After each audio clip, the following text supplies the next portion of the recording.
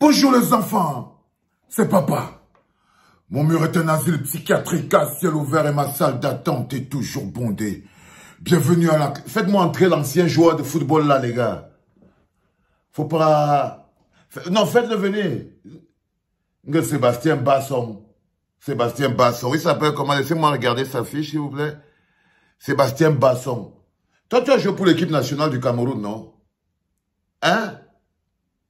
Mais toi là, tu as joué pour l'équipe nationale du Cameroun, Sébastien Basson. Est-ce que tu as déjà entendu ta voix ici à la clinique? Tu as déjà entendu ton nom? Je vais t'expliquer pourquoi ton nom n'était jamais arrivé ici. Parce qu'il fallait que tu fasses quelque chose. Pour que ton nom arrive ici à la clinique, il fallait que tu fasses un peu plus. Et je pense personnellement qu'en tant que joueur, tu n'as pas fait des choses tellement extraordinaires. Sinon, tu aurais été ici à la clinique. Donc, parfois, quand on veut parler des gens, il faut quand même être un peu modeste. Un peu modeste. Les enfants, je suis ici avec ce monsieur qu'on appelle Sébastien Basson par rapport à sa sortie sur RMC, sur l'homme qu'on appelle Faris Moumbagna. Je trouve personnellement qu'en tant qu'ancienne gloire du football, tu peux donner ton avis. Moi, je suis même de ceux qui pensent que toute vérité est bonne à dire. Je suis même de ceux qui pensent que toute vérité est bonne à dire. Mais il y a ce qu'on appelle la responsabilité. C'est-à-dire qu'en tant qu'ancienne gloire, ancien lion indomptable, tu as un devoir de protection sur tes jeunes frères. C'est-à-dire que tu peux taper à la maison. Tu peux taper sur un média camerounais. Tu peux taper sur ta... Mais tu ne peux pas aller t'asseoir sur RMC et dire ça sur ton collègue et ton petit frère. C'est pas seulement ton collègue. J'ai senti là, trop de rage. Trop de rage, Sébastien Basson. On ne parle pas comme ça d'un petit qui vous a remplacé. Donc de la génération qui suit. Voici ce que le gars de Sébastien Basson il dit sur RMC. J'étais très surpris qu'il ait un contrat à l'OM. Pourquoi tu étais surpris? Chacun a son étoile. Chacun a son étoile. Tu crois qu'il y avait beaucoup de gens qui veulent avoir le contrat, mais c'était son contrat. Tu étais surpris, pourquoi? Pourquoi tu étais surpris? Les 5 doigts de la main n'ont pas la même taille. Ok? Il y a des gens qui ont leur propre destin. Il y a des joueurs qui n'ont joué que dans des grands clubs, pourtant ils étaient des joueurs moyens. Et il y a des joueurs moyens. Il y a des grands joueurs qui n'ont jamais réussi à intégrer un grand club. C'est ça aussi la magie du football. Par exemple, toi, si tu avais joué à l'Inter de Milan, Sébastien Basson, je l'aurais su. Si tu avais joué au Barça, je l'aurais su. Si tu avais joué au Real de Madrid, je l'aurais su. Si tu avais joué à Arsenal ou n'importe où tes collègues ont joué, les Rigobert, les Alexandre, tout ça. Si tu avais joué dans les équipes là, je l'aurais su. Je l'aurais su. Mais je ne suis pas sûr que j'étais vu sur ces logiques-là. Donc, dépose un peu Moumbagna à ce niveau-là. Il dit, j'étais très surpris qu'il ait un contrat à l'OM, au lieu d'être content. Ça, c'est la différence entre quand un manque d'amour. J'étais très content, j'étais agréablement surpris. Il y a plusieurs, son petit frère, qui est venu aussi jouer au football avec lui, frère. C'est-à-dire que même dans ta présentation, tu joues le thug, tu joues l'apprenti gangster, tu fais le thug. Non, je suis désolé, frérot. Tu t'es planté comme on plantait les choux au bord de la route. Et il continue, les enfants, excusez-moi, j'étais très surpris qu'il ait un contrat avec l'OM. Mais des fois, il y a des choses qui sont incompréhensibles dans le football. Techniquement, on voit qu'il manque beaucoup de QI football. De QI. Là, il est dans l'insulte. Il dit qu'il lui manque le quotient intellectuel du football. Le QI, il dit qu'il lui manque le QI. Toi, tu as déjà vu où que quelqu'un, s'il lui manquait tellement le QI, mais il joue au foot, frérot. Ce bonhomme a une licence professionnelle. Il a un parcours, il n'est pas quitté du quartier pour arriver là. Il a eu des coachs. Il a joué dans des clubs. Et c'est le parcours qu'il a amené là. Quand tu t'attaques au QI, au quotient intellectuel, il y a même un besoin de rabaisser l'homme. Tu n'es pas à ta place, monsieur Sébastien Basson. On dirait que tu essayes de plaire. Parce que, vous savez, il y a des gens que, quand ils arrivent dans une maison, ils essaient de danser la chanson du piroguet.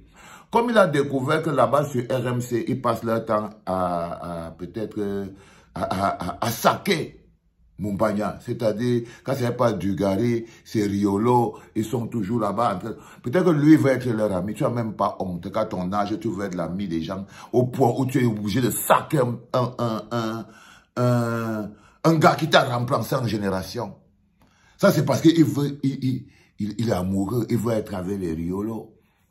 Il est prêt à mettre le petit dans n'importe quoi. Parce que ça, c'est ce qu'on appelle mettre le petit dans n'importe quoi. Il voulait être d'accord avec lui. Ça m'a rappelé Francky Vincent, qui se pavane sur les médias en ce moment en train de dire que non. Là, on l'invite beaucoup parce que c'est un Renoir qui a réussi à parler ce que les autres voulaient qu'il parle, qu'Aya Nakamura ne doit pas chanter là-bas. Mais comme il est un Renoir, il est une star maintenant.